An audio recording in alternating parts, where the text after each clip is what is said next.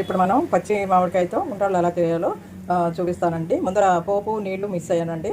అది ఎలాగంటే కొంచెం నూనె వేసుకుని అందులో శనగపప్పు 2 స్పూన్లు, 1 స్పూను జీలకర్ర, కొంచెం పసుపు వేసి వేయించుకోండి ఇలాగా.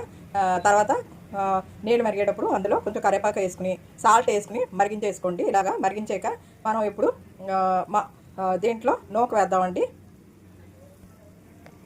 అంటే నేను 1.5 గ్లాస్ చేస్తున్నానండి. అందుకని చెప్పేసి ఇదిగోండి 1 గ్లాస్ అండి, ఇది 1 గ్లాస్ అండి, ఇది ఇంకో అర గ్లాస్ వేస్తానండి. 1.5 గ్లాస్కి 3.5 గ్లాసులు నీళ్ళు అనమాట అండి. 3.5 పోసుకుంటే మీకు కరెక్ట్గా సరిపోతుంది అనమాట అండి.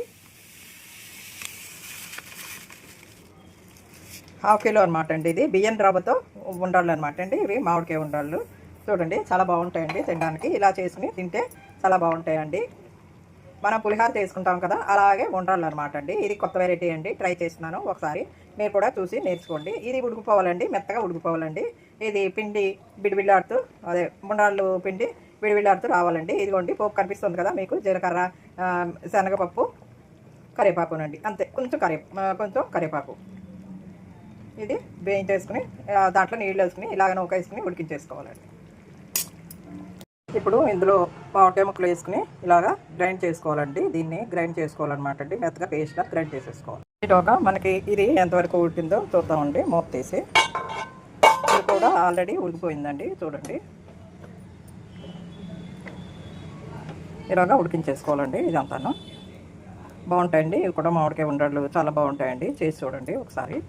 తర్వాత మనం ఈ పేస్ట్ అట్టుకెళ్ళి ఇందులో వేసేసుకోవడం అండి. కొంచెం చల్లారనిచ్చి వేసుకుందాం అండి. పేస్ట్ ఉమ్మగిల్లాలండి, కొంచెం సేపు ఉమ్మగిలితే అయిపోయిందండి. పులిహార అయిపోయింది, ఉండాల పిండి అయిపోయింది కదా. దీంట్లో మనం ఇది ఆడిన పేస్ట్ వేసుకోవాలండి. మనం ఏ మామిడికాయ పేస్ట్ ఏదైతే ఆడుకున్నామో అది ఇందులో వేసి కలిపేసుకోవాలండి. తర్వాత ఉండల కింద చుట్టుకోవాలండి. అది కూడా చూపిస్తానండి, ఉండలు అలా చుట్టుకోవాలి ఏంటి అన్నది. కొంచెం చల్లారాలండి పిండి. ఇలాగా ఇది వేస్తాం అనుకోండి, ఇది కొంచెం పచ్చివాసన ఉంటుంది కదా మామిడికాయ, అది మగ్గిపోతుంది అనమాట అండి. చూపిస్తానండి, తర్వాత వంటలు చేసాక చూపిస్తాను.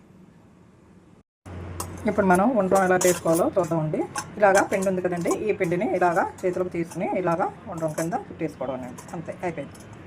మీ ఉండ్రాళ్ళు రెడీ అండి. నైవేద్యాన్ని పెడుతున్నానండి.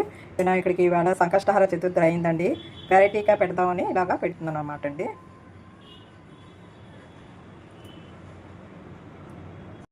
ఇదిగోండి మొత్తం అయ్యాక ఉండ్రాళ్ళు ఇలాగ ఉంటాయన్నమాట అండి.